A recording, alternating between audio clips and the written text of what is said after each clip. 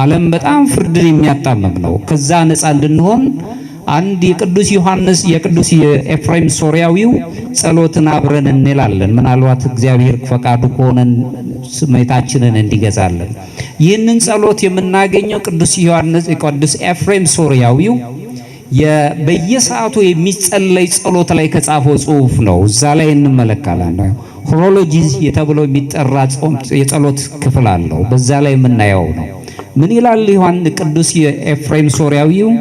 አቤቱ የሕይወቴና የነፍሴ ጌታ አምላኬ ሆይ የስንፍናን የነፍስ ድንዛዜን የመንፈስ መረበሽን የሐዘንን የተስፋ መቁረጥንና የበላይ የመሆን ፍላጎትን የከንቱ ንግግርን መንፈስ ከኔ አርቅ፣ ከኛም ያርቅልን።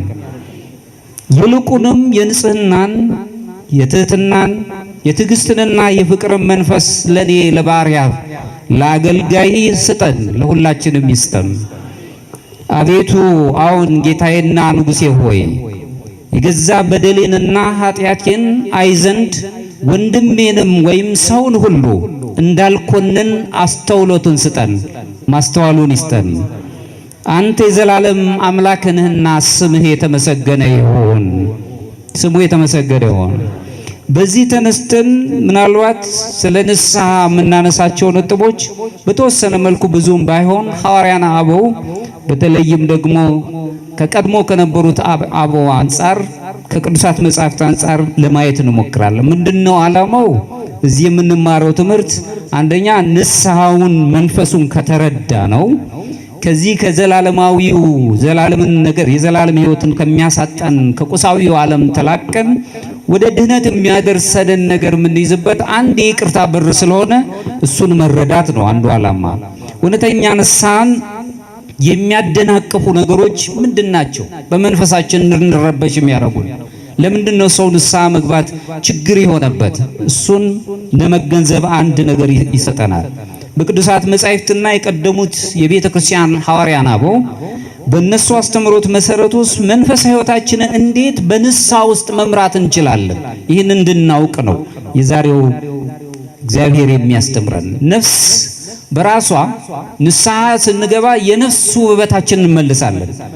በአዳም ምክንያት የተጎሳቀለውን ይሄ እግዚአብሔርን የምንመስልበት የተጎሳቆለው የነበረ በንስሐ ምክንያት ደግሞ ያንን ውበታችንን እንመልሳለን። እሱ ስለኛ ደመግቦ አልነበረም ነው የሚለው አምላካችን ኢየሱስ ክርስቶስ።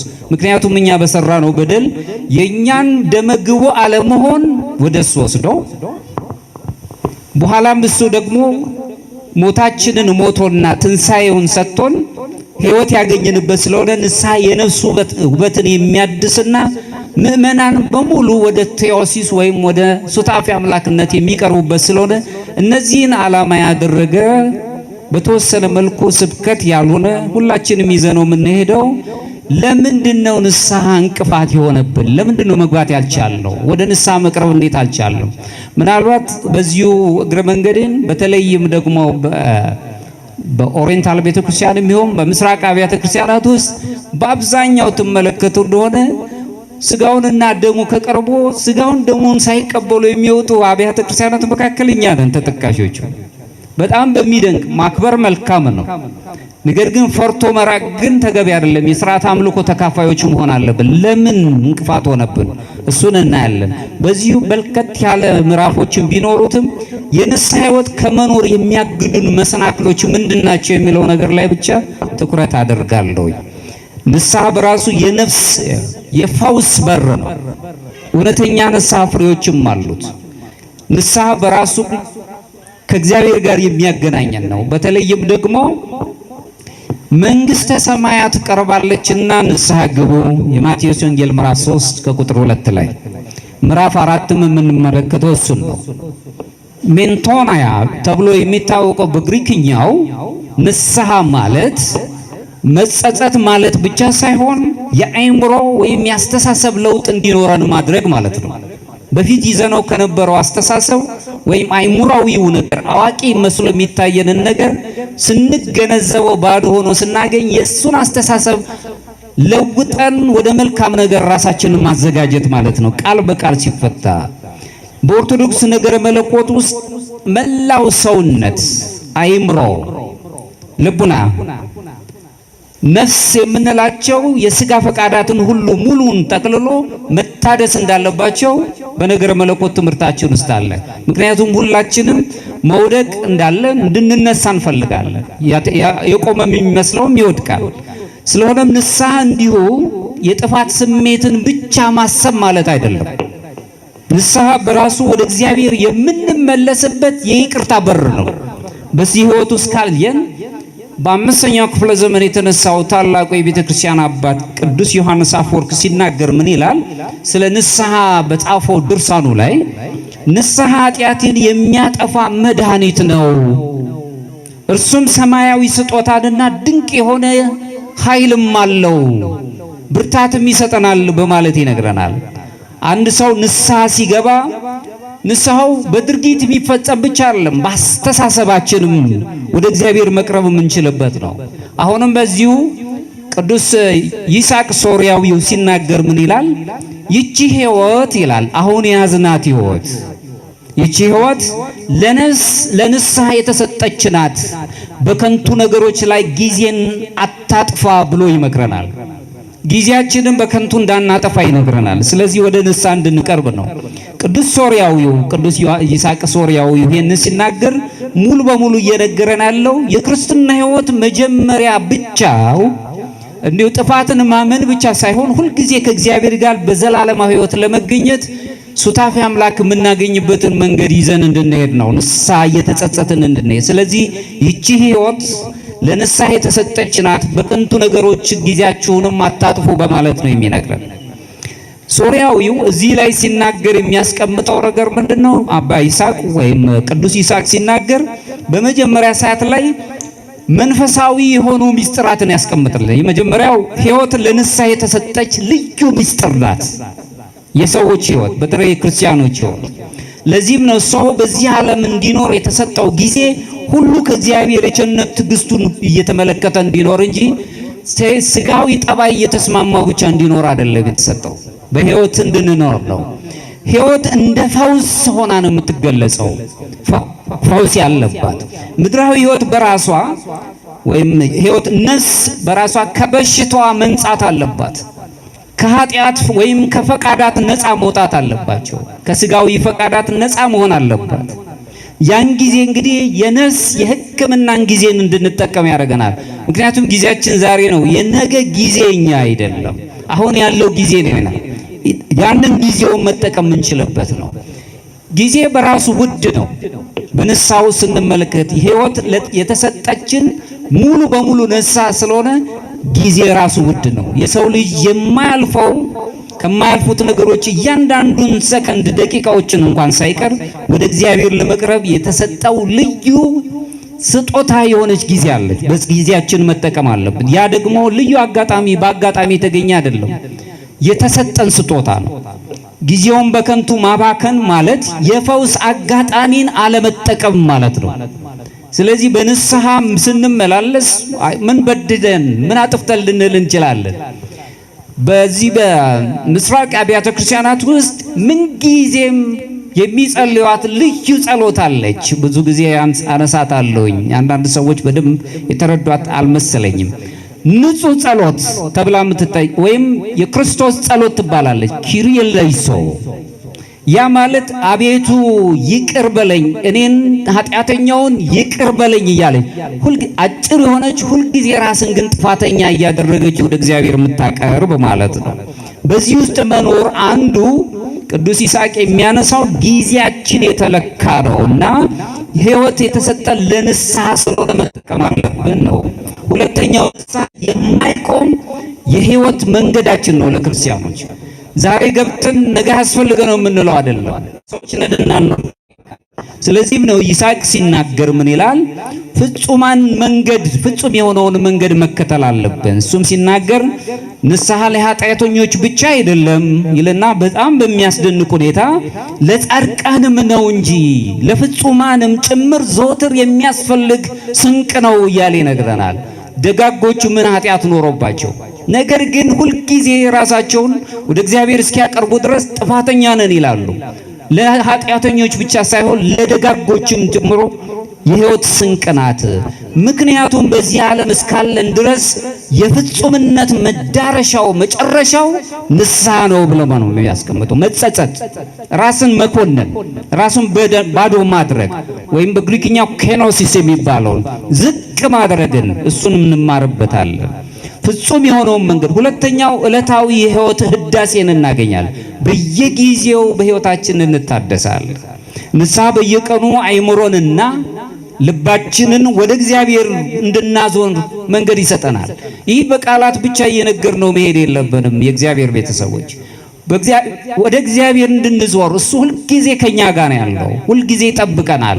ነገር ግን ሁልጊዜ ደግሞ ወደ እሱ የምንቀርብበትን ነገር ይፈልጋል። ሶስተኛው ቅዱስ ዮሐንስ ይስሐቅ የንስሐ መንገዶችን በየደረጃቸው ያስቀምጣቸዋል። አንደኛው የልብ መሰረቅ ቅንነት ችግር ይገጥመናል፣ ወይም ደግሞ በራሱ ልባችን በተለያየ መልኩ ይሰረቃል። ከመንፈሳዊ ዓለም እንርቃለን፣ ፈራጆች ነው የምንሆነው። ንስሐ የሚጀምረው የገዛ ድካምን በማመን ነው።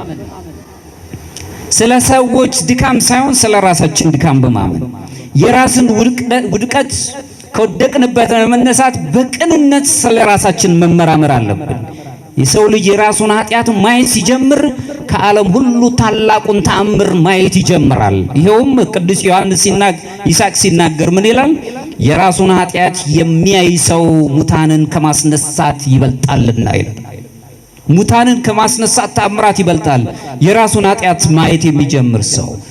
አንደኛው እንግዲህ የልብ መሰበርንና ቅንነትን ሲያነሳ፣ ሁለተኛው ላይ አንባ ንስሐን ገንዘብ ማድረግ ነው። ሁልጊዜ ከእግዚአብሔር ዘንድ እያነቡ መቅረብን ነው።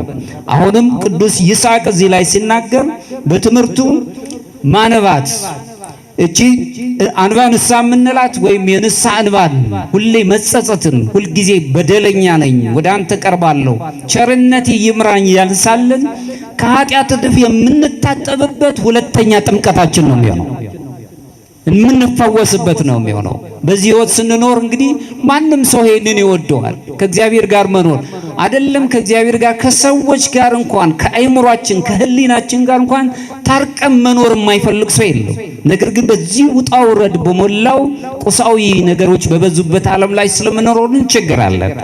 ሶስተኛው ሰፊ የሆነ የእግዚአብሔር ምሕረትንና ፍቅርን መገንዘብ ነው። እግዚአብሔር መሐሪ ነው፣ የፍቅር አባት ነው። ቅዱስ ይስሐቅ ሲናገር ስለ እግዚአብሔር ምሕረት ሲናገር እጅግ ጥልቅ የሆነ ምስጢሮችን ነው የሚናገረው። የሰው ልጆች ኃጢአት ምንም ያህል እንኳን ቢበዛ ከእግዚአብሔር ምሕረት ባህር አንጻር ሲታይ በእሳት ላይ የወደቀች ጥቂት አንዲት ጠብታ ነው የምታክለው። እግዚአብሔር ቸር ነው። ኃጢአታችን ቢበዛም የሱ ምሕረቱ ግን ታላቅ ስለሆነ ማዳን የሚችል ነው። በዚህ እንጽናናለን። ስለዚህ እግዚአብሔር እንደ ሰዎች አይደለም፣ አይፈርድብንም። ሁልጊዜ ያየናል፣ ስለፈጠረን ይራራልናል። ወደሱ ተጸጽተን እንቀርብ ነው። ሌላው አራተኛው ላይ የምናየው ንስሐን የሚያደናቅፉ ነገሮችን በቅዱስ ይስሐቅ ሶርያዊ አጻጻፍ ወይም እይታ አንጻር ስንመለከት አንደኛው እሱ የሚለው ተስፋ መቁረጥ ነው። ተስፋ መቁረጥን ዲያብሎስ ትልቁ መሳሪያው ሰዎችን ኃጢአት ያሰራና ተስፋ እንዲቆርጡ ያደርጋቸዋል። ይሄ የተለመደ ነው። እግዚአብሔር አይምረኝም ማለት እንጀምራለን። ምክንያቱም በደሌ በጣም የከፋ ነው፣ የበዛ ነው። በደልን ማመን ጥሩ ነው። በደሌ ስለበዛ አይምረኝም፣ ይቅር አይለኝም ብሎ ማሰብን እንጀምራለን። ተስፋ እንቆርጣለን። አንዱ ቅዱስ ይስሐቅ የሚያነሳው ደካማ ወደ ንስሐ እንዳንቀርብ የሚያደርገን ነጥብ አንዱ እሱ ነው የሚለው። ሁለተኛው ነገ አደርገዋለሁ፣ ነገ ጊዜ ስላለኝ አሁን ገና ጡረታ አልወጣሁም። ከኔ ጋር ናቸው። ልጆቼን አሳድጋለሁ። መውጣት መውረድ አለ። ስወጣ ስወርድ እሳሳት፣ በአንደበቴም በአስተሳሰቤም በህሊናዬም ልስት ስለምችል ዳግመኛ አሁንም እንደገና ኃጢአት ሰርቻ እግዚአብሔርን ከማስከፋው ጊዜ ገና ነው፣ ነገ አደርገዋለሁ ብለን እናስባለን። ጊዜ የለንም። ከኔ ጋር ናችሁ? ዛሬ ብቻ ነው ያለን። ነገ እግዚአብሔር ጊዜ ነው ያለን። ጊዜው ዛሬ ነው ያለን። ስለዚህ ይህንን የሚያደርግ መንፈስ አንዱ ከንስሐ ውስጥ እንዳንቀርብ ያደርግ። የንስሐ ጊዜ ወደፊት ማስተላለፍ ሳይሆን ነፍስ ለጽኑ ድንዛዜ ውስጥ እንዳትወድቅ ማድረግ አለብን። አሁን ነፍሳችንን በአንዳንድ ጊዜ ምናባዊ በሆነው ነገር ውስጥ እንድንኖር ይጋብዘናል። ሶስተኛው ዓለማዊ አስተሳሰብ ነው። ይሄ አሁን የምንኖርበት ሉዓላዊ የሆነ ወይም ግሎባላይዜሽን ውስጥ የምንኖር ዘመን ላይ ያለ ነው። ስለዚህ በዚህ ውስጥ ስንኖር ሐሳቢያችን ራሱ መጠየቅ ጥሩ ነው። የሰው ልጅ አእምሮው ጠያቂ ነው። መመራመር መልካም ነው። ነገር ግን ጥግ ደግሞ አለን። ተመራምረን የማንደርስባቸው ነገሮች አሉ። በእምነት ብቻ የምንቀበላቸው ነገሮች አሉ። እሱን ማሰብ ነው። የልብ መታበይ፣ በምድራዊ ፍላጎቶች መጠመድ፣ ነፍስ ወደ ውስጧ ተመልሳ እንዳታይ ማድረግ በራሱ በዓለም አስተሳሰብና ሁከት ውስጥ እንድንኖር ይጋብዘናል። ስለዚህ ከንስሐ ጋር ምን ሰርቼ ነው? ምን አጠፋው? ሌሎች ከበደሉት በደል አንጻር የኔ ሲታይ ምንድነው ወደሚል መንፈስ ውስጥ እንድንገባ ይጋብዘናል። ቅዱስ ይስሐቅ ሶርያዊ ሲናገር ግን ምን ይላል? ሕይወት ለንስሐ የተሰጠች ናት ነው የሚለው። የተሰጠን ንስሐ ሕይወታችን ራሱ ለንስሐ ለጸጸት የተሰጠችን ነን። ወደ እግዚአብሔር እንድንቀርብ የተሰጠችን ነን። ስለዚህ የምናደርግ ከሆነ የመጨረሻ ገባችን እግዚአብሔርን መምሰል ነው። ቴዎሲስ የምንለው ወደዛ እንሄዳለን። ለምን ግን ንስሐ አስፈለገ የሚል ጥያቄዎችን ይነሳ ይችላል። ለዚህም ቅዱስ በአራተኛ ክፍለ ዘመን የተነሳው የቤተ ክርስቲያናችን ታላቅ አባት ቅዱስ አትናቴዎስ ዘእስክንድርያ ሲናገር ምን ይላል? ሕግን በመጣስ ምክንያት የሰው ልጅ ወደ ሙስና ወደ ጥፋት ተመለሰ። ከጥፋት ለመውጣት ነው ንስሐ የሚያስፈልገን። ከበደል ለመውጣት ነው። ብዙ ጊዜ በህሊናችን በደል ሰርተናል። በአንደበቶቻችን ብዙ ጊዜ ኃጢአት ሰርተን ሊሆን ይችላል። በድርጊት የፈጸምናቸው ብዙ በደሎች አሉ። ሰዎች አዝነው ሊሆን ይችላል በእኛ ሕይወት አውቀንም ሳናውቅም። ስለዚህ ሕይወታችን ከጥፋት እንዲወጣ ንስሐ ያስፈልገናል። መጸጸት አለብን። ሌላው ይቅርና የስነ ልቦና ምሁራን መጸጸት ወይም ይሄንን የምንለው ንስሐ ብለን የምንወስደውን ከአምልኮታዊ ከሥርዓተ አምልኮ ውጪ የአእምሮ ጥገና ወይም ቴራፒ ብለው ይገልጹታል። አይምሮን ሰው የሚናገረው በውስጡ ያለው የከበደውን ነገር አውጥቶ ሲናገር ውስጣዊ ሰላም እየተሰማው ነው የሚሄደው። እረፍት ያገኛል። አይምሮ ጸጥ ይላል። ልቦናው ይረጋጋል። ከዚህ አንጻር ሰላም የሚያገኝበትን ነገር ለማድረግ ይችላል። ንስሐ ውበት አላት በራሷ ማለት ነው። ለዚህም ነው በኃጢአት ትእዛዝ ምክንያት የመጣብንን በደሎችን ከእግዚአብሔር ጋር ያለንን ግንኙነት ስለሚያቋርጥብን ኃጢአት ከሌሎች ጋር ያለንን መልካም ግንኙነታችንን ስለሚያጎሳቆልብን የገዛ ነፍሳችን ደግሞ በዚህ በኃጢአት ምክንያት ራሷን የቻለ ባህሪዋን ጠብቃ እንዳትሄድ ስለሚያደርግ ንስሐ የግድ በኦርቶዶክሱ ዓለም ትምህርት ውስጥ ከሰባቱ ምስጢራት መካከል አንዱ አድርጋ ትወስዳለች። ስለዚህ ያለ ንስሐ የሰው ልጅ ወደ መንፈሳዊው ሕይወት መቅረብ አንችልም። ሱታፊ አምላክ አግኝተን የምንሄድበትን ነገር አናገኝ። ስለዚህ ንስሐ መሰረት ነው፣ በር ነው ማለት ነው።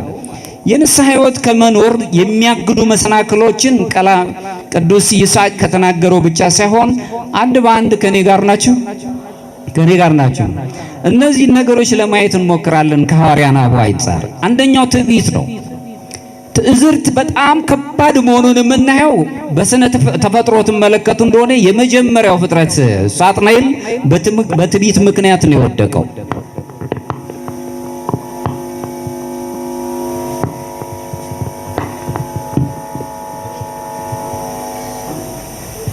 ይሰማል። ትዕቢት በራሱ የኃጢአት በር እንደነበረ እንረዳለን። ለዚህም ሳጥናኤል የወደቀው በትዕቢት ምክንያት ነው። አዳም የሰው ልጅ ደግሞ ራሱን በራሱ ባለመታዘዙ ምክንያት እግዚአብሔር ለመሆን ከመሞከሩ የተነሳ እግዚአብሔርን መሆን አንችልም። እግዚአብሔርን እንመስላለን። ለዚህ ነው ሱታፌ አምላክ የምንለው። እሱን እንድንመስል በአርአያው በአምሳሉ ፈጥሮናል። ስለዚህ ወደ እሱ እንቀርባለን፣ እሱን እንመስላለን። የክብሩ ወራሾች ነን። መጨረሻው ደረጃ ላይ ስንደርስ ወይም ደግሞ ይሄ ፍጹም የሆነው የአናናር ኦርቶዶክሳዊ መንፈሳዊነት ሶስተኛው ደረጃ፣ የመጀመሪያው ደረጃ ንጽሐ ሥጋ ነው፣ ንጽሐ ነፍስ ሁለተኛው ነው። ንጽሐ ልቦና ላይ ስንደርስ እግዚአብሔርን ወደ መምሰል ነው የምንሄደው። አሁን እግዚአብሔር ልጆች ነን። እግዚአብሔርን ወደ መምሰል ሂደት ውስጥ ነው ያለነው። ይህንን ሕይወት የነበረው አዳም እግዚአብሔርን መሆን ፈለገ። በዚህ ምክንያት ከእግዚአብሔር ተለየ። በልቡ መሆን እንዳለበት ፈሪሳውያንን ብንመለከት በገዛ ስራቸው ጽድቅ እንደተናገሩ እውነት ይናገሩ ራሳቸው እንደጸደቁ አድርገው ይናገሩ ነበር። በጣም ድሆችን ይበድሉ ነበር፣ ግፍን ይፈጽሙ ነበር። ሁሉ ነገር በራሳቸው ነው። እግዚአብሔር ራሱ ለሕዝቡ የሚታረቀው በእኛ ነው ብለው እስኪያስቡ ድረስ ይደርሱ ነበር። ይሄንን ልብ ማለት አለብን። የጠፋው ልጅ ራሱ ሉቃስ ወንጌል ላይ የሚገለጸው የተመለሰው ትዕቢትን በትህትና ከተካ በኋላ ነው። ትዕቢት በራሱ ከንስሐ እንድንርቅ ያደርገናል። በእውቀት እንድንመካ ያደርገናል። በኦርቶዶክሱ ዓለም እውቀት አዳኝ አይደለም፣ እውቀት ሂደት ነው። ማወቃችን እስመ ኩሉ ዘጸዋ ስመ እግዚአብሔር ይድህን ቅዱስ ጳውሎስ የሚነግረን ይሄን ነው። ሮሜ መልእክት ላይ ምዕራፍ 10 ላይ የእግዚአብሔርን ስም የሚጠራ ይድናል አለና ለመጥራት ግን ሳያምኑት እንዴት ይጠራሉ? ለማመን ደግሞ ሳይሰሙት ማወቅ ይፈልጋል፣ መማር ይፈልጋል። ትምህርት ሂደት እንጂ ፍጻሜ ሆኖ አያውቅም። ስለዚህ ለቅድስናችን ፍጻሜ የሚሆነው ከትምህርት ጋር የታሸ ጥበብ ነው፣ መሻገር የሚችል ለምን ምድራዊው ትምህርት አይምሮአዊ ነው፣ አይምሮን ነው የሚመግበው። ጥበብ ወይም ማስተዋል ግን ለባዊት ናት፣ አርቀን እንድናይ ነው የሚረዳን። ስለዚህ ኦርቶዶክሳውያን ትምህርት ተማርን እንኳን ካልን በሰዎች ላይ አዋቂ ነን ብለን እንድንሰነጥን ሳይሆን በጥበብ ሰዎችን ማሻገር እንድንችል ጨለማውን ገፎ ብርሃን ማሻገር የሚችል ተስፋ ሊሰጥ የሚችል ነገሮች መፍጠር አለብን። ወደዛ መሄድ የምንችለው ነው። ዮሐንስ ዘሰዋስወ የተባለ ታላቅ አባት እዚህ ላይ ምን ይላል? ትዕቢት እግዚአብሔርን መካድ ነው ይላል። ትዕቢተኛ የሆነ ሰው እግዚአብሔር ይክዳል። ትዕቢት ማለት በራሱ እግዚአብሔርን መካድ ነው። ያለ ትህትና ማንም ሰው ንስሐን መግባት አይችልም። ትሁት እስካልሆነን ድረስ ወደ ንስሐ መቅረብ አንችልም። ስለዚህ አንዱ ወደ እግዚአብሔር እንዳንቀርብና ንስሐ እንዳንገባ የሚያደርገን ትዕቢት መታበይ ነው፣ የልብ መታበይ ነው። ለዚህ ምሳሌ ምን ሆነው ብዙ ሰዎች እኔ ምንም ያደረኩት በደል የለም ይላሉ። ምንም የሰራሁት የለም ከሌሎች አንፃር ሲታየን መልካም ነው። በዚህ ፈንታ ሌሎችን ይወቅሳሉ። ምናልባት የትዳር ጓደኞቻቸው፣ አካባቢዎቻቸው፣ የሥራ ባልደረቦቻቸው አልፎም ተርፎ ካህናትን ምን በድዬ ነው እኔ? እነሱ በጣም ቀራቢዎች አይደሉ እንዴ? እኒህ ነገሮች በአብዛኛው ከተጠያቂነት ነፃ የሆነን ይመስለናል፣ ግን እዛ ውስጥ ነው ያለው። እንጠየቃለን። ንስሐ የሚጀምረው ሌሎችን በመውቀስ ሳይሆን ራስን በመኮነን ነው። ከኔ ጋር ናቸው። ስለ ሰዎች እነዛም ተጠያቂ ናቸው። የሚጠይቃቸው ክፍል አለ። አምላክ ይጠይቃቸዋል። የሰው መሰናክል መሆን የለብንም፣ እርግጥ ነው። ነገር ግን እኔ የምጠየቀው በራሴ ኃጢአት ነው። በራሴ ኃጢአት የምጠየቅ ስለሆነ ስለ ሰዎች ኃጢአት እየወነጀልኩ መሄድ የለብንም። ብችል ማስተማር ነው። ቅዱስ ዳዊት ምን ይላል? እኔ እግዚአብሔርን በድየዋለሁና ነው የሚለው እንጂ ሌሎች በደሉ አላለም የሚለው። እኔ በድየዋለሁና። በዮሐንስ ዘሰዋስወ የተባለው ታላቅ አባት ሲናገር ምን ይላል? የ30 መሰላልን የጻፈበት መጽሐፉ ላይ ሲናገር ምን ይላል? መንፈሳዊ እድገት ወይም ሰማይ የሚወስደው ወደ ሰማይ የሚወስደው መሰላል በተሰኘው መጽሐፉ ላይ ሲናገር ትዕቢት ደግሞ የዚህ መሰላል ጫፍ የሚረግጡትን እንኳን ወደ ጥልቁ ገደል የሚጥል ከኃጢአቶች ሁሉ የሚበልጥ አደገኛ አጋንንታዊ ፈተና ነው ብሎ ነው የሚያስቀምጠው። ትዕቢት በጣም ከባድ መሆኑን እንመለከታለን። ለዚህም ነው አሁንም ዮሐንስ ዘሰዋስወ ሲያስቀምጥ ትዕቢት እግዚአብሔርን መካድ፣ የአጋንንት ፈጠራ፣ የሰዎች ንቀት፣ የፍርድ እናት፣ የንስሐ ጠላት፣ የትህትና ጸር ናት ብሎ ነው። ከኔ ጋር ናችሁ? ትዕቢት እግዚአብሔርን መካድ፣ የአጋንንት ፈጠራ፣ የሰዎች ንቀት፣ የፍርድ እናት ማለት ፍርድን በማጣመም ማለት ነው። መልካም ፍርድ አይደለም። የንስሐ ጠላት፣ የትህትና ጸር ናት ይላል። አንዱ ወደ ንስሐ እንዳንቀርብ ከሚያደርጉን ነገሮች አንዱ ከባዱና ፍጥረታትን ሁሉ ካዋረደ መልአክ የነበረውን የመላእክት አለቃ ከነበረው ሳጥናኤል የወረደበት ሰው ሆኖ ደግሞ አምላኩን መስሎ የአምላኩን መንግስት ሊወርስ የነበረው አዳም የወደቀበት ትዕቢት ብዙ ጊዜ አሁን በመካከሎቻችን ብዙዎች ብዙ ነገር አሁን ቁሳዊው ዓለም ላይ ስንኖር እኔና ራሴ እኔ ብቻ ብለን የምናስብበት ለራስ ጥቅም ብቻ እንድንቆም የሚጋብዘን ዓለም ትዕቢትን እንጂ ትሕትናን ገንዘብ አያደርገውም። ትሕትናን በዓለም ላይ ብትመለከተው ሞኝነት ሆኖ እስኪቆጠር ደርሷል። አላዋቂነት ሆኖ ይታያል። ስለዚህ እግዚአብሔርን መካድ ነው ትዕቢት። እግዚአብሔርን የሚክድ ደግሞ የሚገባው ምን እንደሆነ ትመለከታቸው በደል ነው ራሱን የቻለ። አንደኛው እንግዲህ ትዕቢት የንስሐ ዋነኛ እንቅፋት የሆነው እንዴት ነው ብለን ካልን የገዛ ውድቀትና ኃጢአትን ስለሚሸፍን መንፈሳዊ ድንዛዜ ውስጥ እንወድቃለን። ሁልጊዜ ያለን ነው የሚመስለን፣ ነገር ግን ባደረግነው ነገር አንድ ጊዜም ለማዳመጥ ጊዜ አይሰጠንም። በደል ውስጥ እንወድቃለን። ንስሐ የሚጀምረው እኔ ኃጢአተኛ ነኝ ፈውስ ያስፈልገኛል ከሚል ልብ መነሳት አለብን።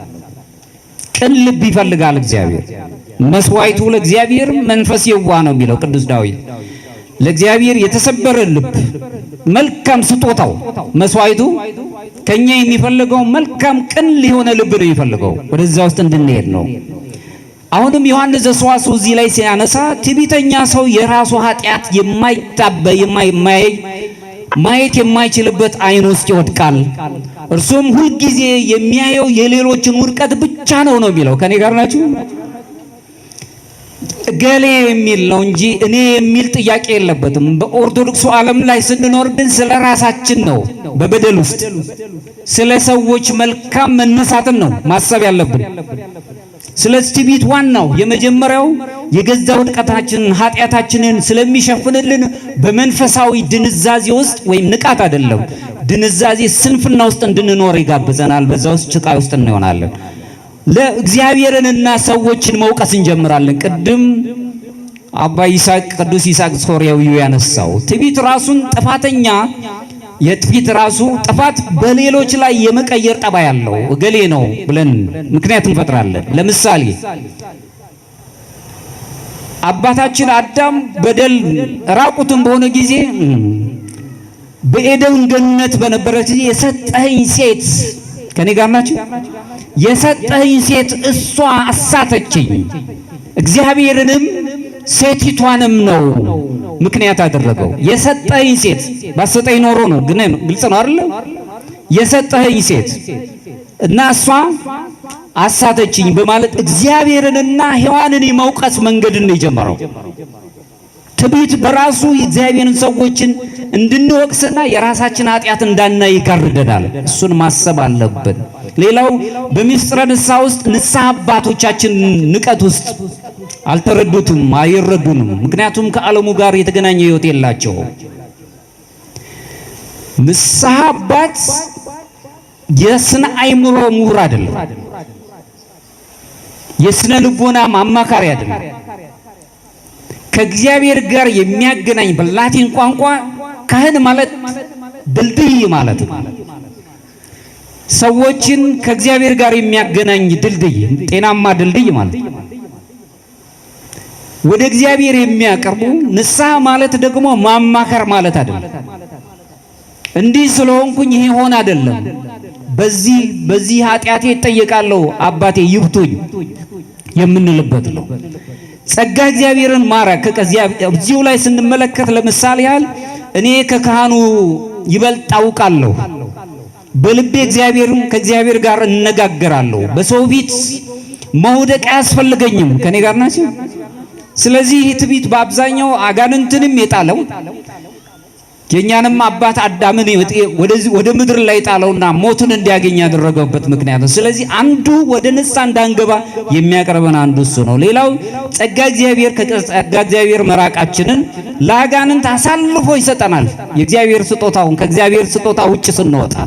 ለዚህም ነው ቅዱስ ያዕቆብ ምዕራፍ 4:6 ላይ ነገር ግን ጸጋን አብልጦ ይሰጣል እግዚአብሔር አምላካችን።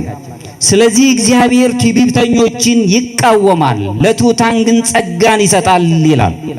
ትዕቢትን ድል አድርገን ወደ ትሕትና ስንነሳ ስለ ራሳችን በደል ለመቅረብና ንስሐ ለመቅረብ በካህን ፊት ለመቅረብ የሚያሰቅቀን ነገር የለም። ምክንያቱም ካህን መሬት ነው። እሱን ማሰብ እንችልበት ነው። ሁለተኛው ትዕቢት በትህትና የሚሸነፍ እንዴት ሊሸነፍ ይችላል የሚለው ማሰብ አለብን። ዮሐንስ ዘሰዋስው አሁን በትምህርቱ ሲናገር ምን ይላል?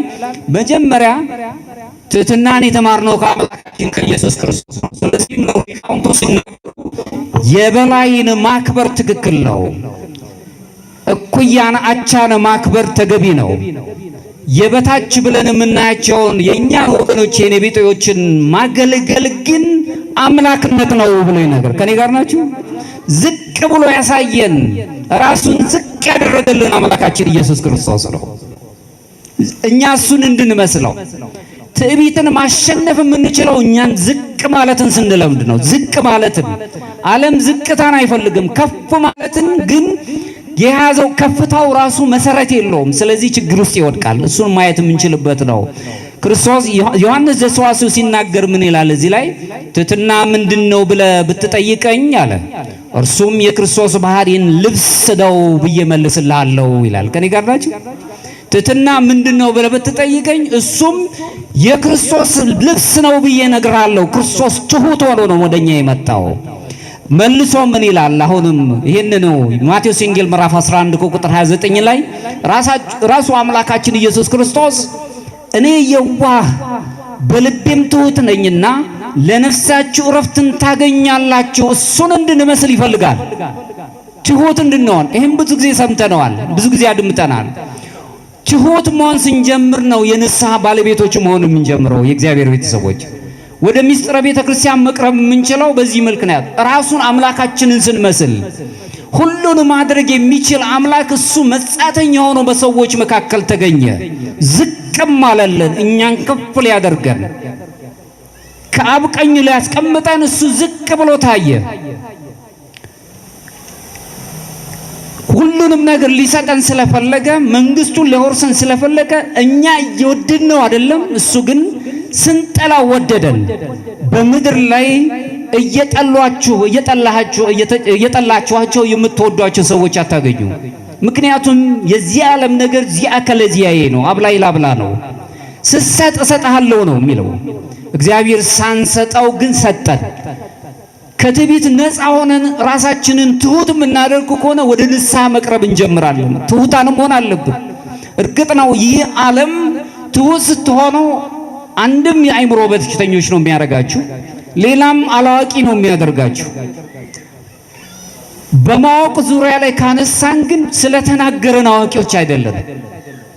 በዝምታ ውስጥ ብዙ ንግግሮች አሉ። ተናበቡ ይይሳርምሙ። ከመናገር ዝምታ ይሻላል። ብዙ ጊዜ ያነሳዋለሁ። አባ ይስሐቅ የተባለው ታላቅ አባት ዝም ማለት አለመናገር ማለት አይደለም፣ የት መናገር እንዳለብህና የት መናገር እንደሌለብህ ለይተህ ማወቅ ነው ይላል። መልሶም እሱ ሲናገር ስለ አዋቂያኑ ሲያነሳ በጣም በስቃይ ውስጥ ከምትኖር አላዋቂውን በዚች ዓለም ላይ ይላል። ምክንያቱም አንተ ካወቃቸው ዕውቀቶች የማታውቃቸው ዕውቀቶች ይበልጣሉና ብሎ ነው የሚነግረን። ትሁት እንድንሆን ነው የሚነግረን፣ ዝቅ ማለትን፣ እሱን እግዚአብሔርን መምሰል። ስለዚህ ትዕቢትን ማሸነፍ የምንችለው በትህትና መቀየር ስንችል ነው። ራስን ዝቅ ማድረግ፣ ኃጢአትን መናዘዝ በራሱ ደግሞ ከትዕቢት ነፃ ያደርገናል። ይህንንም ሰው ሌላን ሰው ቢበድልም እንኳን በኔ ምክንያት ነው የበደለኝ። ከኔ ጋር ናችሁ?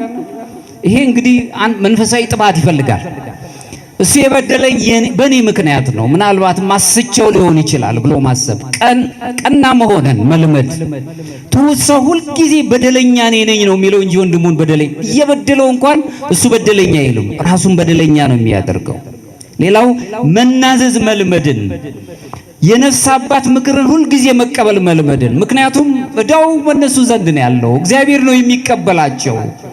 በጣም በሚደንቅ ሁኔታ በምስጢረ ንስሐ ውስጥ ካሉ ትልቁ የካህናት ትልቁ ስጦታ እግዚአብሔር የሰጣቸው ትላንትና በገባችሁት ኃጢአት ደግሜ የመጣሁኝ በዚህ ባለፈው ነግሬዎት ነበር አባታችን ብትሏቸው ይነጠቃል። የሰው ኃጢአት ተሸክመው መፈንዳት ነው። በነገር ናቸው ይገርባቸዋል፣ ይወሰዳል። የእናንተን ኃጢአት እያሰቡ አይቀመጡም ካህናት። ለእናንተ ምሕረት ነው የሚያቀርቡት። ወደ እግዚአብሔር ማቅረብና ይቅርታ እንድታገኙ ነው የሚያደርጋችሁ። ዮሐንስ ዘሰዋስው 4ኛው ደረጃ ላይ ከ30ው ደረጃ አራተኛው ደረጃ ላይ ሲናገር ምንድነው ራሱን ሲናገር መታዘዝ ብሎ ነው የሚያስቀምጠው። ከዓለም ጣጣዎች መላቀቅ አራተኛው ላይ ግን መናዘዝ ብሎ ነው የሚያስቀምጠው። የራስን ፈቃድ ለንስሐ አባትና ለመንፈሳዊ መሪ አሳልፎ መስጠትን መልመድ አለብን። በዚህ ሕይወቱ ስንኖር እግዚአብሔር ራሱ ፈቃዱን ለኛ የሰጠውን ነገር ማግኘት እንችላለን። ሌላው የማይናወጥ መንፈሳዊ ሰላም በግሪክኛው ሄዚኪያ የውስጥ ሰላምን አግኝቶ መኖር። አሁን ሰላም ከግል ነው የምትጀምረው። ብዙ ሰው ሰላምን በውጭ ይፈልጋል። ውስጣችን ሰላም የለውም፣ ተረብሸናል። የምንሰማቸው የምናዳምጣቸው ነገር ሰላም አይሰጡንም፣ ያስጨንቁናል። የውስጥ ሰላም ማሰብ ስንጀምር ስለ ራሳችን በደል ወደ እግዚአብሔር እንዳንቀርብ ያደረገን ነገር ምንድነው ብለን እንድናሰላስል ይረዳናል። የውስጥ ሰላም ሲኖረን ስለ ሰዎች ሰላም ሲኖር ነው። አባ ይስሐቅ አሁንም ሲናገር ምን ይላል? አንተ ከራስህ ጋር ታረቅ፣ ሰላምም ፍጠር፣ በዙሪያ ያሉ በሺህ የሚቆጠሩ ነፍሳት ሰላም ያገኛሉ ነው የሚለው። ሰዎች በግል ሰላም ሲኖራቸው አገር ሰላም ትሆናለች፣ ቤተሰብ ሰላም ታገኛለች። ሰው ሰላም ሳይኖረው ለሌሎች ሰዎች ሰላም መስጠት አይችልም። ሰላም ማግኘት። ሌላው እዚሁ ላይ የማይናወጥ መንፈሳዊ ሰላም ካልን ከትዕቢት ነፃ እንድንወጣ ነው ዮሐንስ ዘሰዋስወ የሚያስረዳን። ራስን ማመጻደቅ በራሱ ደግሞ አንደኛው ሌላው ከነፍስ ንስሐ ወደ እንዳንገባ የሚጋብዘን ነገር ነው። ነፍስን መታዘዝ አለብን። የነፍስ አባቶቻችን ምክር መቀበል አለብን። ለምሳሌ አዳም ሔዋንም እባቡን ነው ምክንያት ያደረጉት። ሁሉም ቢሆኑ ኃላፊነት አለባቸው። ነገር ግን የገዛ ጥፋታቸውን ለሌሎች ነው ምክንያት ያደረጉት። አሁን ብዙ ጊዜ ይሄን ያደረኩት በዚህ ምክንያት ነው የምንለው። ይህ ምክንያት አይሆንም። ወደ እግዚአብሔር እንዳንቀርብ ምክንያት ሆኖ ፈጥሮ ሊያሰቃየን ይችላል። ራስን ማጽደቅ የኃጢአት ሁሉ እናትና የአዳም ውድቀት መነሻ ነው። ራስን አጽድቆ ከፍ ማለት ከፍታን የማይወድ የለም። በአግባቡ በመንፈሳዊ ልዕልና ማደግ ነው የክርስቲያኖቹ ዋናው ትልቁ ነገር። አባ ቴዎዶር የተባለ አባት በነበረበት ዘመን ላይ በተለይም አባ ቴዎዶስ የሚባለው ጋዛ ውስጥ የተወለደው ታላቅ አባት እሱ ምን ይላል? ራስን ማጽደቅ የትዕቢቶች ትዕቢትና ወደ ንስሐ እንዳንቀርብ የሚያደርግ መሆኑን ይነግረናል። አዳም የሰጠኝ ሴት እሷ አሳተችኝ፣ ሔዋን እባቡ አታለለኝ። አሁን ሁላችሁም በድያለሁ ከማለት ይልቅ እሱ ነው ምክንያት የሆነኝ። ይሄ በደልን በደል እየፈጠረ ይሄዳል። ከንስሐ እንዳንቀርብ ያደርገናል።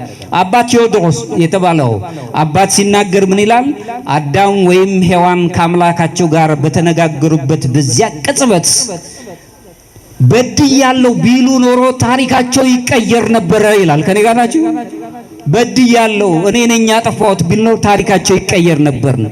ንስሐቸውንም የሚቀበል አምላክ ይቅርታውን ማድረግ የሚችል ነበር። ምክንያቱም በኋላ ጊዜም ቢሆን አዳም ከጊዜ በኋላ እንኳን መበደሉን አውቆ በመከራ ውስጥ ሳለ አዳምን እንደው የሰው ልጅ ፈጥሬ እንደው ፍጠረኝ ሳይልኝ ብሎ አምላክ ዝቅ ብሎ እኛን ሊያድን መጣ። የሚጸጸትልን የሚራራልን አምላክ ነው ያለን። እሱን ማየት የምንችልበት ነገር እንረዳለን። ሌላው ራስን መኮንን የልብ መረጋጋትንና መንፈሳዊ ሰላምን ይሰጠናል። ራሳችንን መገሰጽ፣ ውስጣዊችን መገሰጽ መቻለን። ችግሩ መነሻው እኔ ነኝ ማለትን መልመድ አለብን። እኔ ነኝ መልካም ነገር ለማግኘት ከሰው ጋር ያለንን የግጭት ነገሮችን ለማርገብ ይረዳናል። ለዚህ ነው አሁንም እዚሁ ላይ አባት ቴዎድሮስ የተባለው ታላቅ አባት ሲናገር ምን ይላል? አንድ ሰው ራሱን የሚኮንን ከሆነ ምንም ያህል መከራ ውስጥ እንኳን ቢሆን መከራው ከሚያገኘው በረከት አይበልጥም ነው። ምክንያቱም እሱ ራሱ ከመከራው ሁሉ በላይ የሆነ በደል የደረሰበትን ነገር ሁሉ ማርገፍ የሚችልበት አቅም ይኖረዋል ብሎ ነው የሚያስቀምጥልን።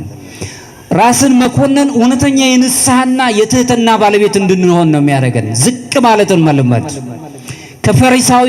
ፈሪሳውያን ከሚኖርበት የኑሮ ጠባይ ውስጥ እንድንወጣ ይረዳናል። የጽድቅ መሰረት የሆነችውን ትህትናን ገንዘብ አድርገን መኖር እንችላለን። እርግጥ ነው ይህ ዓለም በጣም ትሑታን የሆኑትን ይጠቀጥቃል፣ ይረግጣቸዋል፣ እንደ ሰው አይቆጥራቸው፣ በደል ይበዛባቸዋል። ግን እኛውን ጊዜ ማግኘት ያለብን ከእግዚአብሔር ጋር በይቅርታ መኖር ነው። አባ ቴዎድሮስ አሁንም ሲያስቀምጥ በተግባር አንዳንድ ኃጢአቶች እንደ ልማድ እየሆኑብን የተለመዱ ናቸው፣ ግድ የለም እያልን እንድንሄድ ምክንያት ይፈጥራሉ። ልማዶች ደግሞ ወደ ስጋዊ ፈቃዳት ውስጥ እያደጉ ይመጡና የሰው ጠባይ ራሱ እንዲቀየር ያደርገዋል። ሰው የነበረው በፊት የምታውቁት ጠባይ ጠፍቶ የማታውቁት ጠባይ ከተለያየ ነገሮች ጋር ሲመጣ እናያለን። እሱ በጣም አደገኛ ነገር ውስጥ እንድንገባ ነው የሚያደርገን። ራስን መኮነን አባ ቴዎድሮስ የሚናገረን ራሱ ሲናገር ራስን መኮነን፣ ራስን መገሰጽን መልመድ አለብን።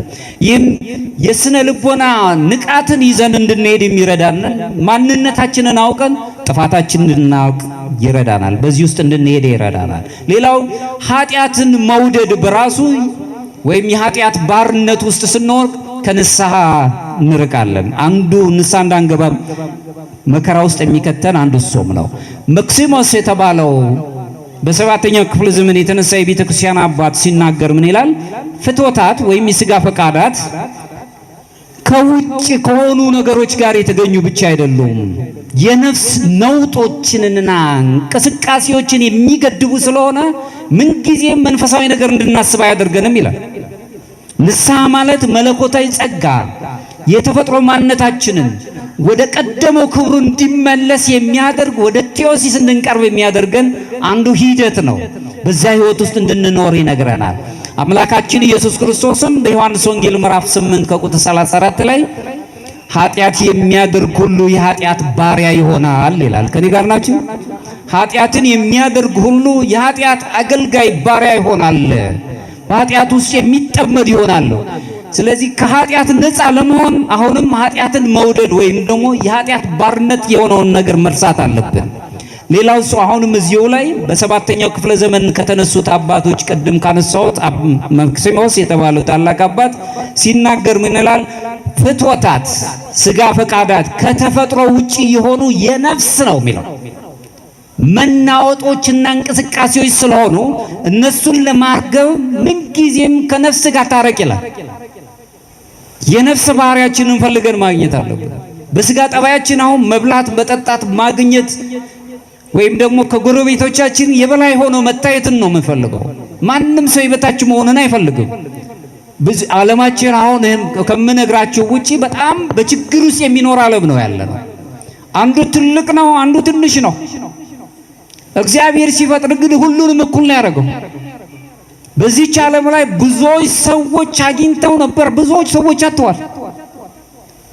በአንድም በሌላም በኩል ማጣታቸው ግን ዓለም እንደገና እነሱም በደል ሆናባቸው እያሰቃያቸው ነው የምትገኘው። ይህንን ለማሸነፍ ወደ ንቃተ ህሊናችን ወደ ነፍስ ባህሪያችን መድረስ አለብን። እሱን ማምጣት አለብን። መክሲሞስ በትምህርቱ ሲያስረዳ እግዚአብሔር የሰው ልጆችን ሲፈጥር ፈቃድ አለን ሁላችንም፣ ወይም ክፉ ምኞታችንን ሁሉ አርቀን በተፈጥሮ የተሰጠንን ነገሮች ይዘን በተፈጥሮ ያገኘናቸው መልካምነትን ማለት ወደዛ እንድንቀርብ ነው የሚነግረን። ፍትወታት ከተፈጥሮ ውጪ የሆኑ የነፍስ ነውጦች ናቸው ስንል ምን ማለታችን ነው? አሁን ከኔ ጋር ናችሁ? የሰው ልጅ ተፈጥሯዊ ሁኔታውን ማወቅ አለበት። ብዙ ጊዜ የለመድነው ንስሐ ግቡ፣ ሁላችንም ወደ ንስሐ መቅረብ አለብን። ግን ተፈጥሯችሁን እስቲ መርምሩ። ለአንድ ጊዜ ወደ ህሊናችሁ እኛ ሰው የሚባል ክቡርነት አለው። ምስጢራዊ የሆነ ማንነት ነው ያለን፣ ሰውነት ነው ያለን። እግዚአብሔር አምላካችን ቅዱስ አትናቴዎስ ዘእስክንድርያው ሲናገር እኛ አማልክት ዘበጸጋ እንባል ዘንድ እርሱ ክርስቶስ ወልደ እግዚአብሔር ቃል ሰው ሆነ ነው ያለው። ከኔ ጋር ናችሁ? ወደ እሱ ሊስበን ሰው ሆነ ነው። ሰውነት ምስጢር ነው። ሰው ክቡርነት ነው። ሰዎች በሰውነታቸው ሊከበሩ ይገባል።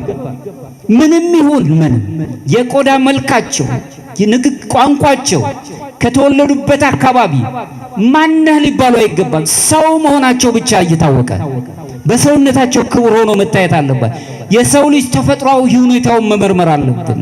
ይህም ማለት አይምሮ፣ ልብ፣ እነዚህ የምንላቸው በግሪክኛው ኑንስ የምትባለው የውስጣዊ አይን ውስጣዊ የአይን ልቦና አለችን። አይነ ልቦና የምትባለው እሷን መርምረን የምናውቅበት በዚሁ ስንኖር የሰው ልጅ ሰውን እግዚአብሔር ሲፈጥረው የነፍስ ኃይላትን ሰጥቶታል። አይምሮ እንዲኖረው ማወቅ አዋቂነት ተሰጥቶታል። ለባዊ እንዲሆን አዋቂ የሆነ ነገሮችን ተሰጥቶታል። ፈቃዳት አሉት። እሱ እንግዲህ የነፍስ ፈቃዳትን ከስጋ ፈቃዳት ለይቶ የሚያይበት ለበጎ የሆነ ለመለኮታዊ ዓላማ የተዘጋጀ ሆነን ነው የተፈጠርነው። በምድር ላይ ጠፍተን ተበትነን ነበሩ ተብለን እንድንጠፋ አይደለም የተፈጠርነው። የመለኮት ዓላማ አለ በእኛ ውስጥ።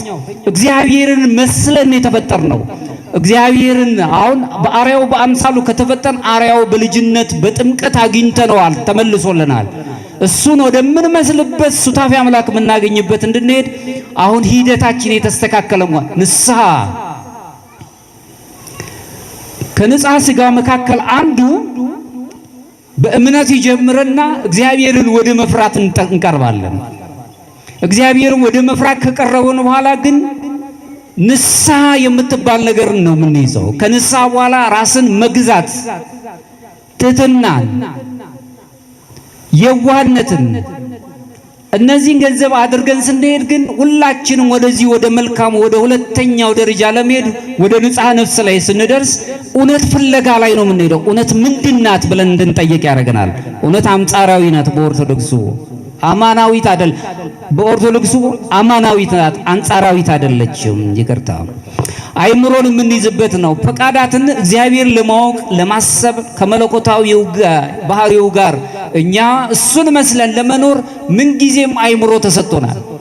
የማወቅ ነፃነት ወይም አይምሮ ግዛን የምንባል ፈቃዳት አሉን። እግዚአብሔርንና ቅድስናውን ብቻ በጽኑ ነገሮች እየፈተሽን እንድንኖር እግዚአብሔርን እየመሰልን እንድንሄድ ኃይላት አሉን። የተሰጠን ኃይል አለን። እኛ በኃጢአትና በዲያብሎስ በክፉ ነገሮች ላይ ስልጣን ተሰጥቶን ተቆጣጥረን እንድንኖር ነው። ምክንያቱም እኛ እንስሶች አይደለንም። በዚህ በተሰጠን ሕይወታችን ውስጥ አጋንንትን ራሱ በጸሎት እንድንገዛው በጾም በንስሐ ወደ እግዚአብሔር ቀርበን አጋንንት እንድናሸንፈው ስልጣን ተሰጥቶናል። እሱን ማየት የምንችልበት ነው። ሌላው ውድቀትንና ከተፈጥሯዊ ውጪ ራሱ ውድቀት እንዲሁም ደግሞ ከተፈጥሯዊ ውጪ መሆን አንዱ ችግር ስለሆነ ከተፈጥሮ ውጪ ስንሆን አሁን ሰው በሰውነቱ እየተዳኘ ያለበት ጊዜ አይደለም ያለው። መክሲሞስ ሲናገር ምን ይላል? ፍቶታት ወይም የሥጋ ፈቃዳት ማለት አዲስ የተፈጠሩ ነገሮች አይደሉም፣ ይልቁኑ ተፈጥሯዊ የሆኑ የነፍስም ኃይላት አሉባቸው። አቅጣጫዎችንም ሁሉ ስተው ከተፈጥሯዊ ግባችን ወይም ከእግዚአብሔር ጋር የምንገናኝበትን ውጪ ወደሆነ ወደ ቁሳዊውና ምድራዊ ነገር ስለሚያዘነብሉ ምንጊዜም ስቃይ ውስጥ እንሆናለን ማለት ነው የሚነግረናል። የሥጋ ፈቃዳታችን ከነፍስ ፈቃዳት ለይተን ማስቀመጥ አለበት። የኃጢአት እድገት ደረጃዎች አሉት ራሱን የቻለ። ከአስተሳሰብ ነው የሚጀምረው። ኃጢአት ከአስተሳሰብ ነው የሚጀምረው። ባርነት ውስጥ ይወስደናል። የሰው ልጅ ተፈጥሮውን ማወቅ አለበት። መክሲሞስ ሲናገር አስተሳሰብንና ፈተናን መለየት አለብን። ክፉ ሐሳብ በህሊና ላይ ብቅ ብሎ ሲታይ ይህ ገና ኃጢአት አይደለም ብለን እንሟገታለን። ምክንያቱም በማንበባችን በመጻፋችን ትንሽ ፊደል በመቁጠራችን አዋቂ ሆነን እንገኛል። በነገራችን ላይ ብዙ የዓለም ጠበብቶች ዕውቀትን በራሱ የዓለም ዕውቀት በሌላ ዕውቀት ይተካል። አዋቂያን ጠበብቶች ዕውቀታቸው በሌሎች ፈላስፎች ወይም በሌሎች ጠበብቶች ተተክቷል። እግዚአብሔርን የምናውቅበት ጥበብ የተሞላበት ዕውቀት ግን ሁልጊዜ ተሻጋሪ ነው የሚያደርገን። እዚህ ውስን ሆነን እንድንቀር አያደርገንም። እግዚአብሔር እንድናይ ዕድል ይሰጠናል። ፈተናንና አስተሳሰብን ነው። ክፉ ሐሳብ በህሊናችን ላይ ብቅ ሲል ኃጢአት ምን ጊዜም እየገነነ ይመጣል። ጨዋታ ብዙ ጊዜ የምናያቸው ዓለም በጣም በጨዋታ ነው ያለው። ከአይምሮ ከሐሳብ ሁሉን እንጣላለን። ከአይምሮአችን እንወጣለን። ደስ ብሎናል። ስጋ ደስ ይላታል። ነገር ግን ቤታችን ስንገባ የማወቅ ነፃነታችን የማወቅ ህሊናችን ዳኛ ሆኖ ይከሰናል። የት ነበርክ? የተናገርከው ምን ነው? በጣም በፌዝ ውስጥ ነው የምንኖረው። ሰው በጣም ርቦታል፣ ተጠምቷል። የሚበላው የሚጠጣው ነገር የለም። ነገር ግን ብዙውን ትመለከቱት እንደሆነ የምናያቸው ሚዲያዎች የምናየው በአብዛኛው ጊዜ ሰዎች ስጋን የሚያዝናኑ ይመስላሉ፣ ግን ተጨንቆ ነው ወደ ቤት የሚገባው። ሰላም የለውም። ሰላምን ማግኘት የሚችልበት ነገር መፍጠር። ስምምነት ነፍስ ከኃጢአት ፈቃዷ ስትርቅ ከአካባቢያችን ጋር ሁሉ እንስማማለን። አይደለም ከሰዎች ጋር ከተፈጥሮ ጋር ስምምነት ይኖራናል። ለዚህ ነው ኦርቶዶክሳዊ ነገረ መለኮት ትምህርት ውስጥ እኛ ግንኙነታችን ከተፈጥሮ ጋርም ነው።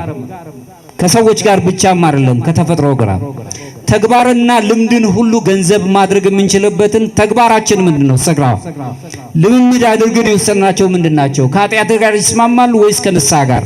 እሱን ማየት አለብን።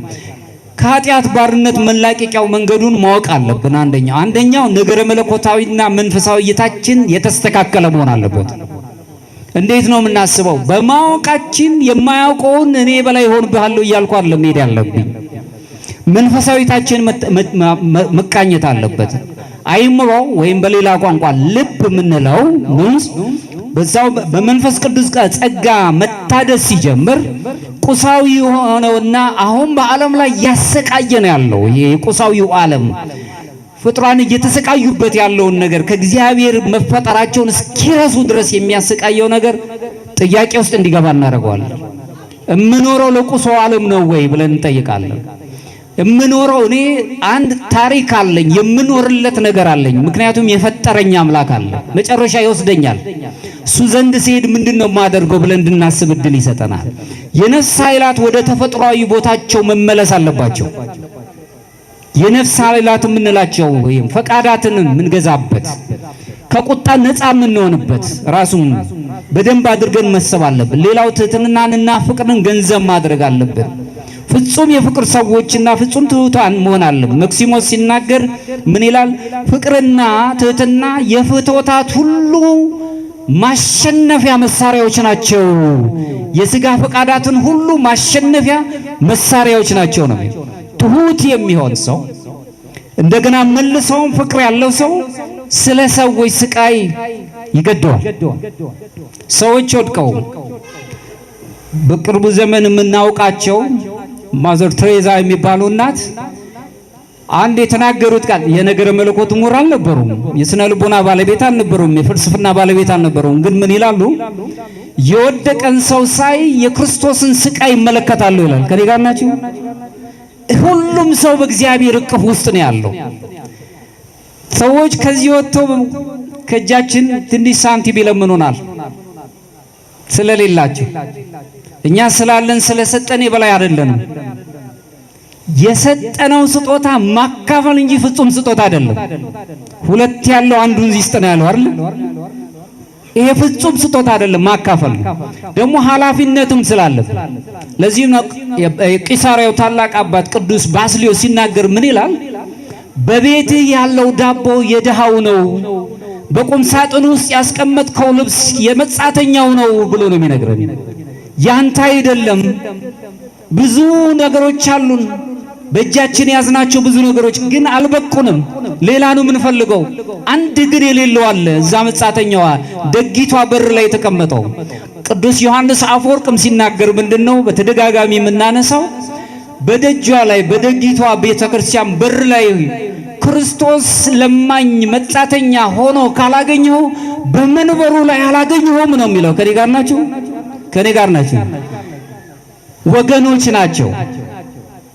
ጊዜ ተደፍቶባቸው አጥተው ነጥተው ነው። ሰዎች ግን ናቸው። ሁሉም ሰው በዚህ ህይወት ውስጥ ያልፋል። ማግኘት እንዳለ ማጣት አለ፣ ማጣት እንዳለ ደግሞ ማግኘትም ይኖራል። ሁሉም ሰው ግን ሰው ነው ብሎ ማሰብ አለበት። የምሰጠው እኔ በላይ ስለሆንኩ ስላገኘው ብቻ አይደለም፣ ኃላፊነት ስላለብኝ ነው። እሱም ብለን ማሰብ የምንችል ነው። ሌላው መለኮታዊ ጸጋና የሰው ልጆች ተጋድሎ አንድ ላይ መገናኝ ሲኖርጂ ይሉታል፣ ወይም ግንኙነት መኖር አለበት።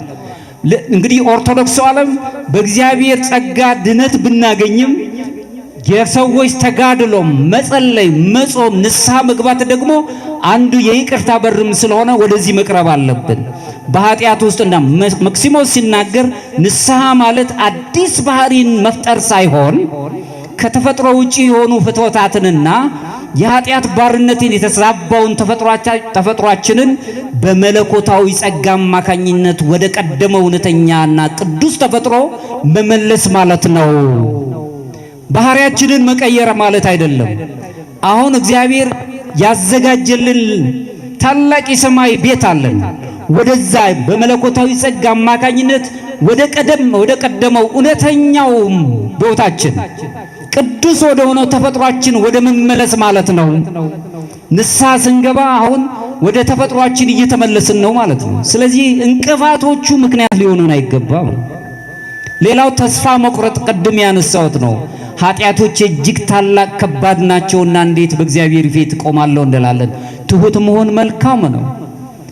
በደል ሲበዛብን እግዚአብሔር በደላችንን ይቅለል፣ ዝቅ ስንል እሱ ከፍ ያደርገናል። እሱን ማሰብ የምንችለው ከሰይጣን ታላላቅ ሐሰቶች አንዱ ምንድነው?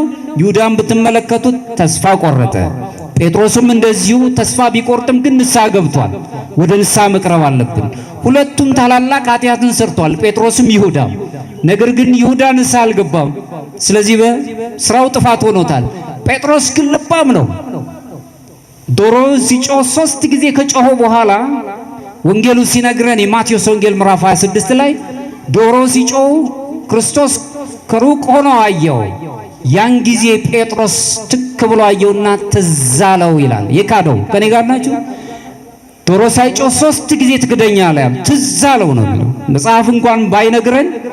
በኋላ ጊዜ ግን ጠቦቶቼን ጠብቅ፣ ግልገሎቼን ጠብቅ፣ እነዚህን የአገልግሎት ስራዎችን ሲሰጠው ግን ምንድነው ይቅርታን እንዳገኘን እንረዳበታለን። ይቅርታውን ያገኘበት የእግዚአብሔር ምሕረት ዘወትር ከኃጢአት ከኛ ኃጢአት ይበልጥ የገነነች ናት፣ የበለጠች ናት።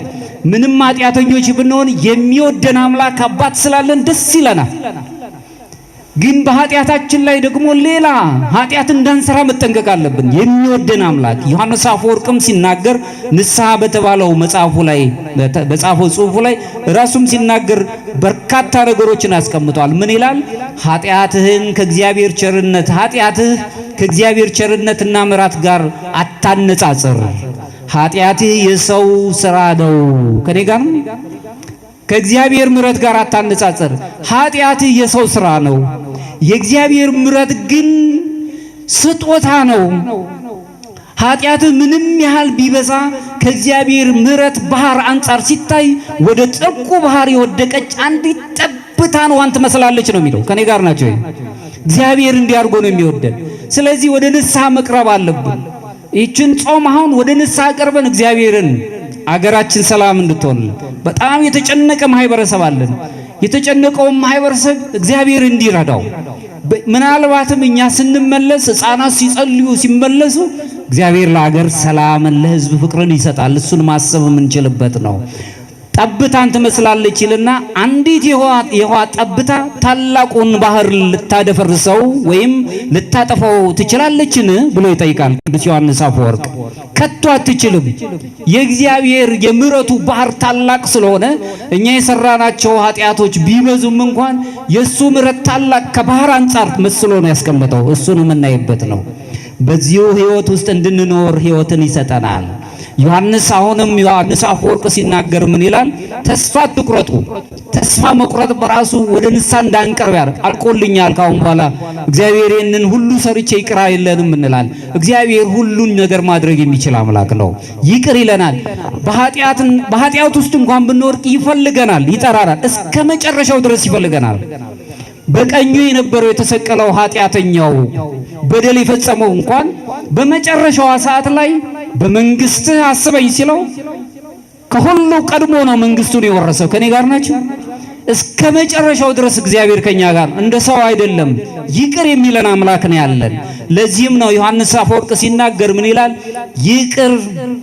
ይቅርታን ራሱ አላገኝም አትበል።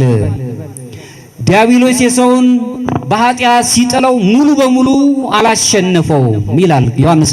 ዲያብሎስ ሰውን በኃጢአት ሲጥለው ሙሉ በሙሉ አላሸነፈውም። ሰውን ሙሉ በሙሉ የሚያሸንፈው ግን የሚገለውና የሚያሸንፈው ተስፋ እንዲቆርጥ ማድረግ ሲጀምር። ከኔ ጋር ናችሁ? አብቅቶልኛል ስንል ግን ሞታችንን እያፋጠንን ነው የምንሄደው ማለት ነው። እሱም ማየት የምንችልበት ነው። ዮሐንስ ራሱ አፈወርቅ የሚያስቀምጥልን ሌላው መልሶ ምን ይላል? ዮሐንስ አፈወርቅ ንስሐንና ቤተክርስቲያንን ልዩ ቤተ ሕሙማን የሚታከሙበት ሆስፒታል ነው የሚያደርጋቸው። ለዚህም ነው ቤተክርስቲያን የመፈወሻ ኃጢአት ያለባቸው ደዌ ሥጋ ደዌ ነፍስ ያለባቸው ሰዎች የሚፈወሱባት ቤተ ሕሙማን ወይም ሆስፒታል እንጂ የፍርድ ቤት አይደለችም ነው የሚለው። ከኔ ጋር ናችሁ?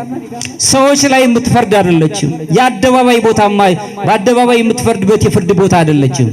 ስለዚህ ነው የሚለው፣ ስለዚህ ቦታ ሰውን አትኮንኑ፣ ይልቁንም ቁስሉን እጠቡለት፣ አክሙት፣ አድኑትም።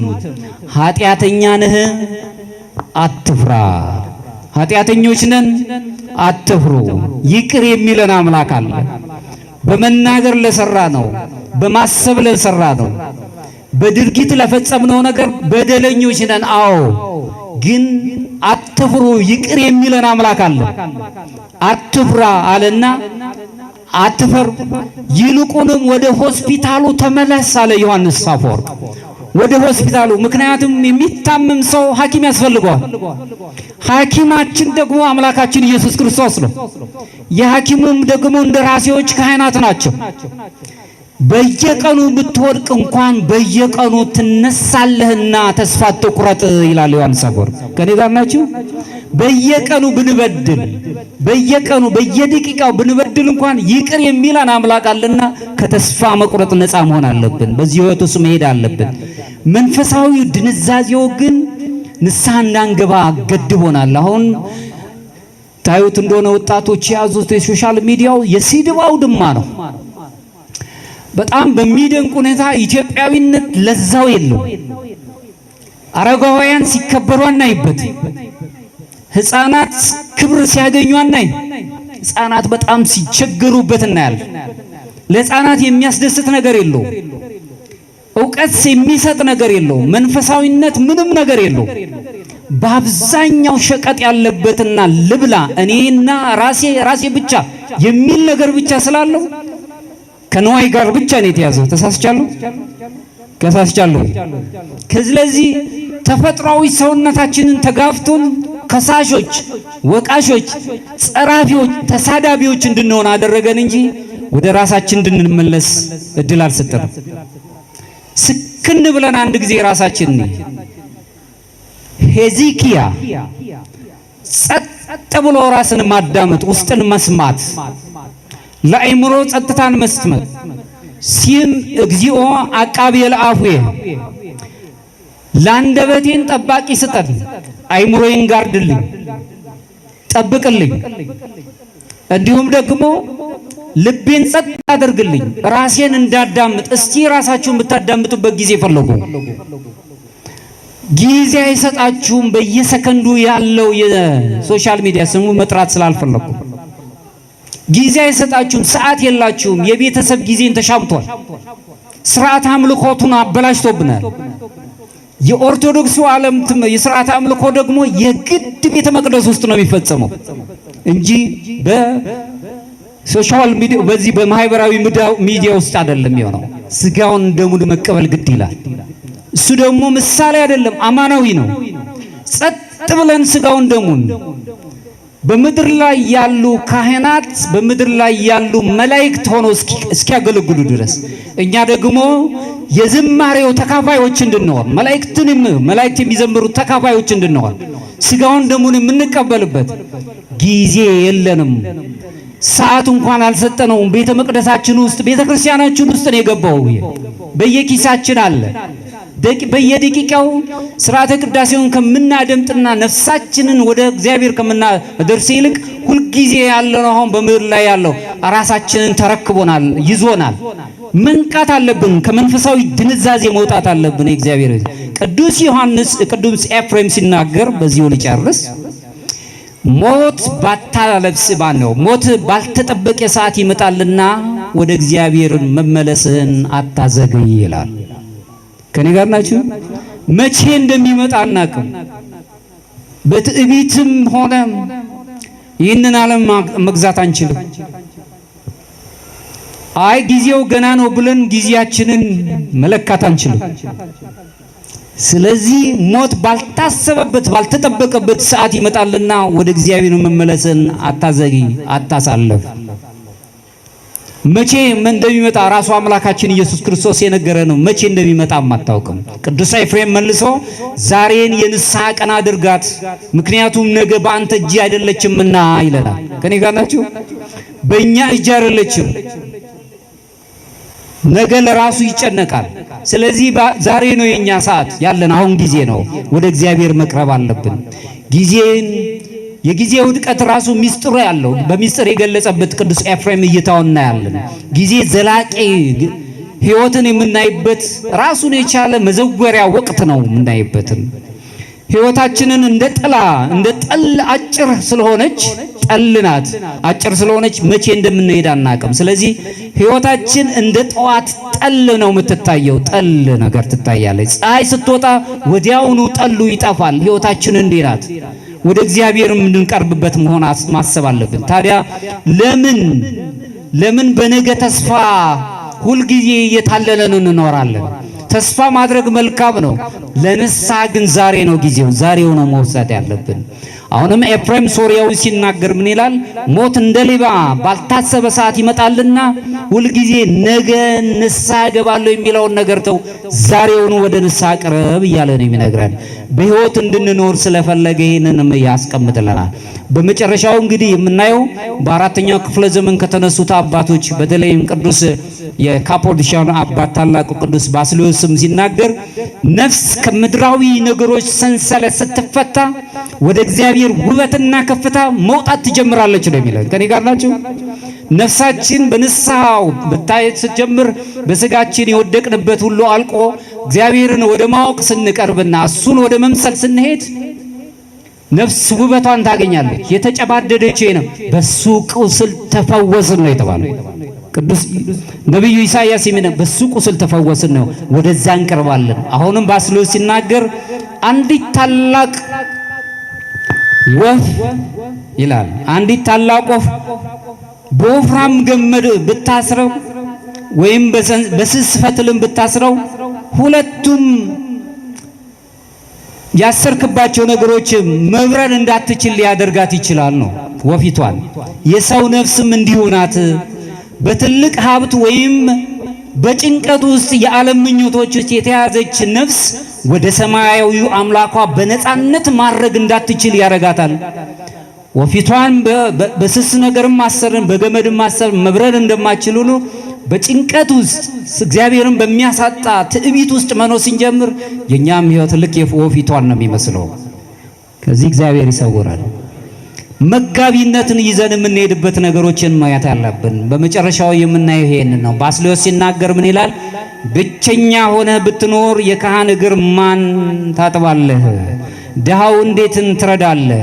ትህትናህንና ትዕግስትን በማን ትገልጻለህ? ስለዚህ በንስሐ ውስጥ በትህትና የምትገልጽ መሆን አለበት። ሰዎች ነን፣ በሰውነታችን ክቡራን ነን። እሱን ማሰብ የምንችልበት ነው። በመጨረሻ ሰዓት ላይ አሁንም በጸሎት እንደጀመርናት ይህንኑ የትምህርታችን በጸሎት የተወሰኑ ነገሮችን አነሳለሁ። ቅዱስ ኤፍሬም የጸለየውን ጸሎት ጌታ ሆይ አለ። ዛሬ በቅዱሳን አባቶች የቅዱስ ኤፍሬም፣ በቅዱስ ባስልዮስ፣ በቅዱስ አባ እንጦንስ፣ በጎርጎርዮስ ዘንዚናዞ፣ በቅዱስ አትናቴዎስ አስተምሮ የተማርነውን ይህንን የንስሐና የቅድስና ቃል በልባችን ላይ ተጽፎልን ዘንድ እንለምናለን። አሜን። ሁልጊዜም የሰማነውን ቃል ከሰይጣን ወጥመድ አውጥተህ ከልባችን እንዳይነጠቅ አድርገህ በምድራዊ ጭንቀትና በትዕቢት ውስጥ እንዳንድ በንስሐ ውስጥ እንድንሄድ ታደርገን ዘንድ ከጭንቀት ታወጣን ዘንድ ጸጋህን ላክልን። አሜን። በእውነተኛ ንስሐ ወደ አንተ እንድንመለስ ኃይሉን ስጠን። የገዛ በደላችንን አትይብን። በወንድማችን ላይ እንዳንፈርድ ኃይሉን ስጠን። በየዕለቱ ራሳችንን እየመረመርን ወደ አንተ መለኮታዊ ክብርና ቅድስና ሱታፋይ አምላክ አቅርበን። የመንፈስ ቅዱስም ጸጋ ከኛ ጋር ይሆንልን። ከነፍስ ድንዛዜና ሐዘን፣ ተስፋ መቁረጥ፣ ለዚህ ዓለም መገዛትና ሰንሰለቱ ሁሉ ውስጥ እንዳንወርቅ ዛሬውኑ የንስሐ ሰዎች እንድንሆን ኃይሉን ጥበቡን ስጠን። አሜን። ይቆየን።